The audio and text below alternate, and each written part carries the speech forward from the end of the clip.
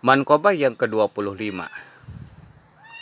Suatu ketika Syekh Ahmad tengah berwudu, tiba-tiba teringat dalam benaknya bahwa thariqahnya Syekh Abdul Qadir Jailani itu lebih disukai oleh orang banyak ketimbang thariqah lainnya. Semua itu karena Syekh Ahmad mengingat atas perkataan gurunya, yaitu Syekh Abi Ishaq Maghribi.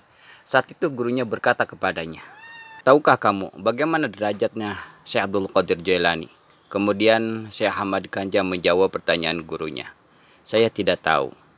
Lalu gurunya berkata kembali bahwa Syekh Abdul Qadir beliau memiliki 12 sifat.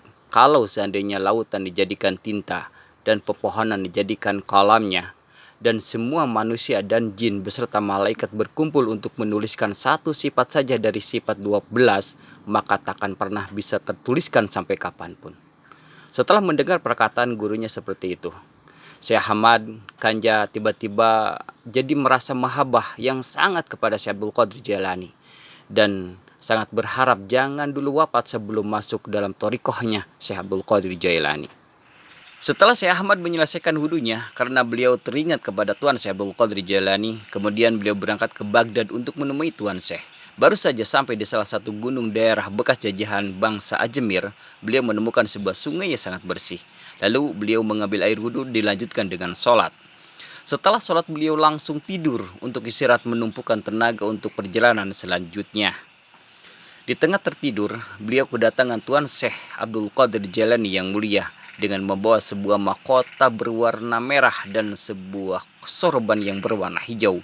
Kemudian dalam mimpinya, Syekh Ahmad berdiri menghormati kedatangan Tuan Syekh Abdul Qadir Jailani.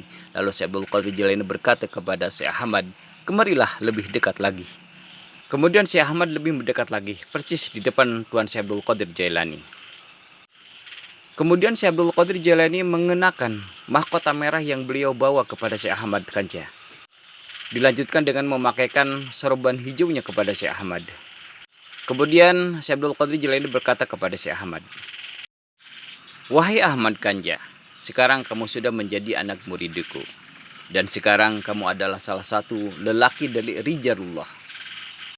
Setelah selesai berkata seperti itu, Syekh Abdul Qadir Jailani tiba-tiba menghilang dari pandangan Syekh Ahmad. Syekh Ahmad pun langsung terbangun dari mimpinya. Kemudian Syekh Ahmad pun langsung memegang kepalanya untuk meyakinkan apa yang telah dialami dalam mimpinya barusan. Sungguh menakjubkan, mahkota merah dan sorban hijau itu sungguh nyata adanya. Kemudian beliau langsung bersyukur kepada Allah Subhanahu wa Ta'ala atas karunia-Nya yang dikaruniakan kepada beliau. Karena saking senangnya beliau ingin menceritakan pada gurunya. Dengan keputusan yang bulat, akhirnya beliau memilih untuk pulang ke gurunya. Sesampai di depan gurunya, beliau langsung menceritakan apa yang beliau alami dan memperlihatkan mahkota dan sorbannya kepada gurunya.